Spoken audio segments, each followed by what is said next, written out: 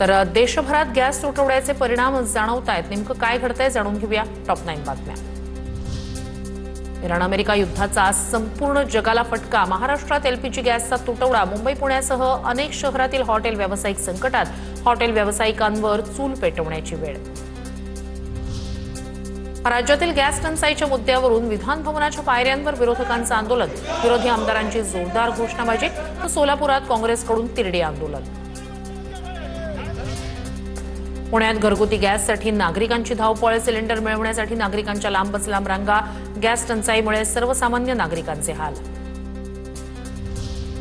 महाराष्ट्रासह बंगळुरू आणि चेन्नईमध्ये व्यावसायिक सिलेंडरचा तुटवडा. एलपीजीच्या कमतरतेमुळे 1-2 दिवसात हॉटेल्स बंद पडण्याची शक्यता.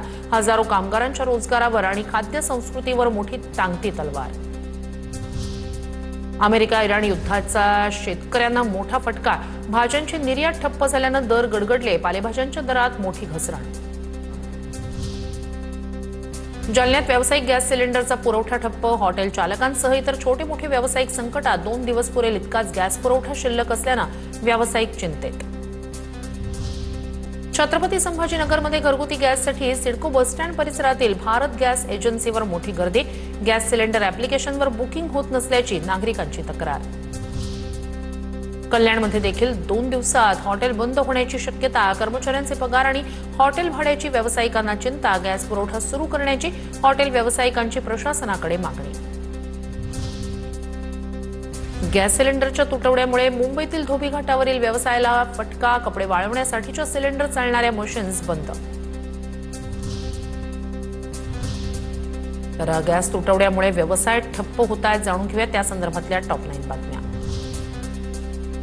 पिंपरी चिंचवडमध्ये गॅस अभावी 10,000 लग्नांवर टांगती तलवार. युद्धामुळे केटरर्स हतबल. 450 ऑर्डर रद्द. 45,000 कामगारांचा रोजगार संकटात.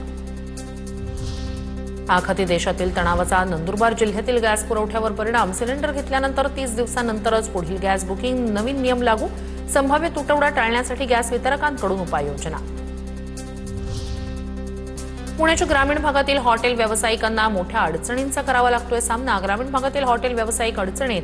सिलेंडरचा पुरवठा वेळेवर होत नसल्यानं हॉटेल व्यवसायावर परिणाम. गॅस सिलेंडरच्या तुटवड्यामुळे मुंबईतील धोबी घाटावरील व्यवसायाला फटका. कपडे वाळवण्यासाठीच्या सिलेंडर चालणाऱ्या मशीन्स बंद. नागपूरमध्ये गॅस सिलेंडरचा काळाबाजार रोखण्यासाठी प्रशासन ॲक्शन मोडवर. गॅस एजन्सीच्या गोडाऊनवर अन्न पुरवठा विभागाची छापेमारी. ग्राहकांची लूट थांबवण्यासाठी कडक कारवाई. नागपूरमधील गॅस गोडाऊनमध्ये एकही व्यावसायिक सिलेंडर नाही. कंपन्यांकडून गॅस गोडाऊनमध्ये व्यावसायिक सिलेंडरचं वितरण 100% बंद. घरगुती गॅस सिलेंडर घेण्यासाठी लोक गोडाऊनवर पोहोचले. घरगुती गॅस सिलेंडरचं फक्त OTPवरच वितरण.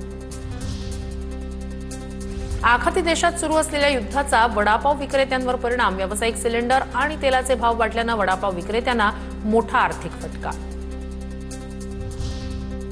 रत्नागिरीत व्यावसायिक सिलेंडरच्या पुरवठ्यावर निर्बंध. मात्र अत्यावश्यक सेवांना गॅस हवा असल्यास अर्ज द्यावा लागणार.